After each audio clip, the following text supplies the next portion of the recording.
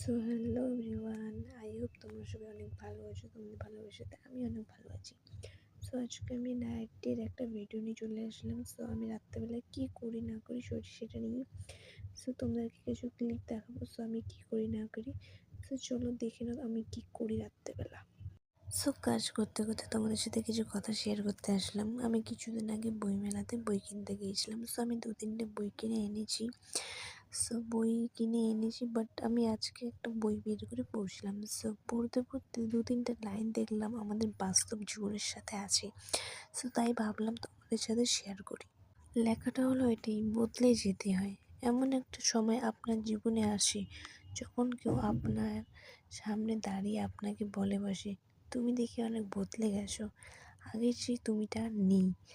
এমন প্রশ্নের জবাবে আপনি হয়তো সেভাবে উত্তর দিতে পারেন না, তবে মনে ভীষণ করে অনুভব করেন যে হ্যাঁ, আমি বদলে গেছি, কারণ এই বদলে যাওয়ায় আপনার জন্য ভীষণ প্রয়োজন ছিল। কথাটা সত্যি আমাদের জীবনের থেকে অনেকটা মিলিত। কথা বলতে বলতে কাজ হয়ে গেছে আমার। আমি এখন ঘুমোতে যাবো। তোমরা দেখেই নাও, আমাদের বিছানাটা পুরো কমপ্লিট হয়ে গেছে গোছানো। আজকে বাড়িতে কেউ নেই, আমি একা আছি। তাই তো আমি একাই ঘুমাবো বিছানাতে। তার জন্য বেশি ভালো করে কিছু করিনি, 1-2 ঝাঁপ নিয়ে আজকে ঘুমিয়ে যাবো। প্রচুর পরিমাণে ঠান্ডা গাইস আমাদের শিলিগুড়িতে। তোমাদের ওই সাইডে কেমন ঠান্ডা বা কিছু একটু বলে দিও।